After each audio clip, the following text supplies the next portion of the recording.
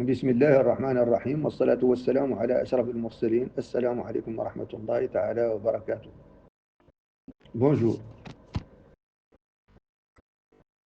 Le titre. Briser le cercle vicieux, rejoindre le cercle de la vérité, un appel après méditation. Dans cette méditation du jour, à un jour de l'anniversaire de notre indépendance, cette date conquise par la volonté et la ténacité d'un peuple qui a refusé de plier, des interrogations tranchantes et des vérités implacables ont envahi mon esprit toute la nuit. Elles m'ont rappelé que la patrie se défend. Elle ne se négocie pas. Et face à ceux qui travertissent les faits, déforment l'histoire ou cherchent à fracturer notre unité, notre devoir est clair: parler net, agir juste et ne laisser à personne le droit de confisquer l'esprit de notre indépendance. Chers compatriotes, en 1989, à qui profitait réellement le crime qui fit verser le sang des musulmans sénégalais et mauritaniens, qui plus est en plein mois sacré de Ramadan, défiant ainsi les lois, les valeurs et l'éthique même de l'islam? Pourquoi n'aurions-nous pas le courage de chercher, de scruter, de découvrir la main invisible qui agissait dans l'ombre? Une manipulation froide, calculée, point de départ d'une stratégie ennemie, destructrice et déstructurante.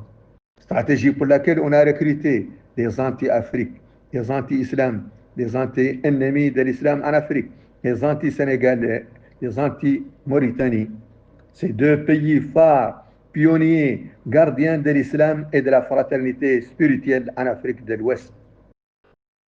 Tout cela dans le seul but de fracturer une fraternité séculaire, de briser l'amitié de deux peuples jumeaux et d'attenter à ce que nous avons de plus sacré, de plus commun et de plus fondateur: l'islam, notre amitié. Plus tard, chers compatriotes, à Inal ou ailleurs, à qui profitait réellement le crime qui fit verser le sang des musulmans peuls et morts, et cela en plein mois sacré de notre indépendance, défiant les lois, les valeurs et l'honneur même de la République islamique de Mauritanie? Pourquoi refuserions-nous de chercher à identifier cette main invisible, cette manipulation orchestrée qui constitue le point de fulminant d'une stratégie ennemie, sournoise, destructrice et déstructurante? Une stratégie pour laquelle on a recruté des ennemis de la stabilité et de l'unité de la Mauritanie, des adversaires acharnés des communautés phares, pionniers, gardiens de l'islam en Afrique de l'Ouest. Tout cela pour fracturer une fraternité séculaire, briser l'unité d'un pays et porter gravement atteinte à ce que ces communautés ont de plus sacré et de plus commun et de plus fondateur: l'amour de leur patrie, l'esprit vivant de leur indépendance, leur islam.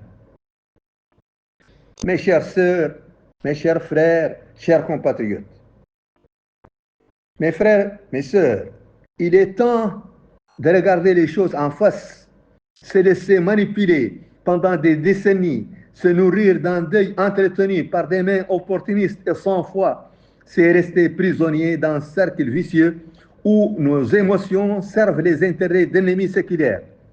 Chaque rancune, chaque colère non examinée, chaque ressentiment cultivé est une chaîne que l'on se met soi-même.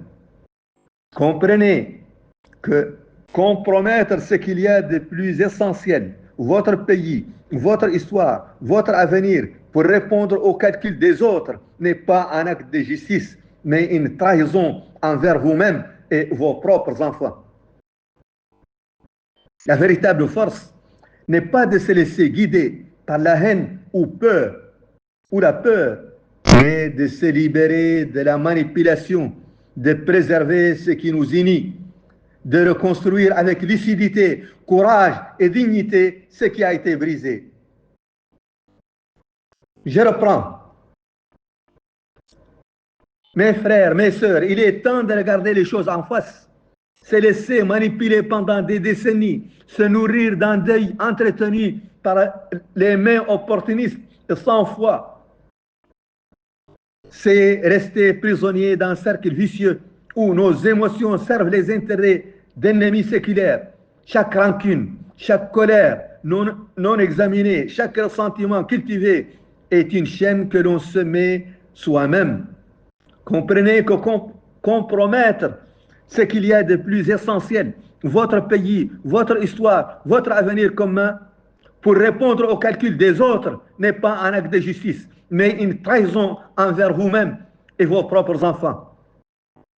La véritable force n'est pas de se laisser guider par la haine ou la peur, mais de se libérer de la manipulation, de préserver ce qui nous unit, de reconstruire avec lucidité, courage et dignité ce qui a été brisé. Mohamed Mohamed Hassan, Institut international de recherche et d'études stratégiques. Je vous remercie et je vous souhaite bonne fête.